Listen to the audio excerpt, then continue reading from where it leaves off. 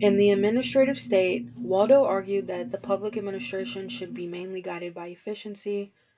He warned that this was not a neutral value but a political one. This is also why he critiqued the politics-administration dichotomy, because he believed that neutrality was impossible. And this brings up efficiency versus democracy. Efficiency for whom? Democracy from whom? Can policies be neutral for all?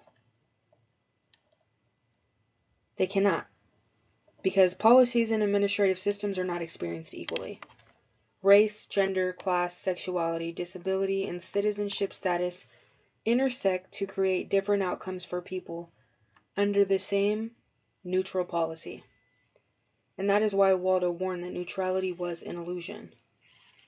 The way I was able to expand on Waldo's theory was by thinking about how intersectionality and equity frameworks happen in public administration.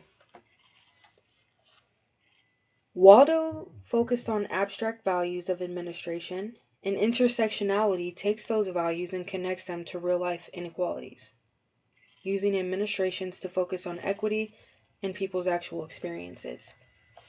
And the hope would be that administrations can shift from just focusing on optics of efficiency to also engaging in change to help remove systematic barriers. But I believe the first step is to acknowledge that no, unfortunately, there is not a way to remain neutral, because regardless of what people's politics are, what they believe in, what the current administration stands for, what the last one stood for, the policies that get passed affect everyday people. And it just doesn't matter, regardless, there's always going to be someone who is impacted by it. Sometimes it's going to be good and that's great. And unfortunately, other times it's going to be bad and that really sucks.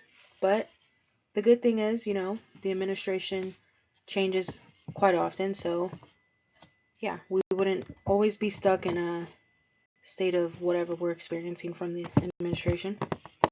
So this was honestly my favorite article this week. McGregor discussing Theory X and Y was awesome. He was ahead of his time, being that back in the 1960s, organizations mainly ran on Theory X. And the best thing I could tie to this theory was remote work. People that work for the state of California recently back in the summertime were being mandated to return to office. Huge pushback. Everyone was upset. And I think that shows the tension between traditional X way of doing things versus like now the adoption of theory Y, you know? And I think it's so crazy how we really wouldn't be here at all in this position and or even having these arguments without COVID, without the pandemic. Remote work's always been a thing, but at the level it is now, definitely I don't think it would be as significant without those factors. And I also think it's a reflection of broader debates in public administration about how to balance efficiency, accountability, and employee well-being in an evolving world. It's going to always change. It's not going to always be the same. And I think that's kind of important for governments or agencies that are, more strict or rigid because, the world is evolving constantly. Charles Lindblom was famous for incrementalism, the idea of instead of making crazy big changes, policymakers take small incremental steps.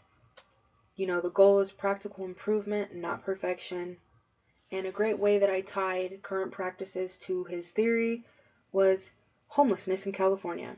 I've seen Newsom roll out various programs in different cities and counties, doing trial runs versus a statewide mandate for these homeless programs, testing it out, seeing what works, what doesn't.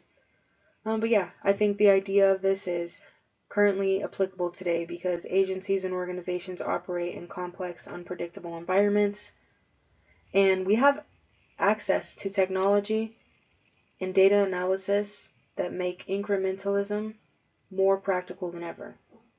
And the only thing I would say is there is definitely a time and place for this.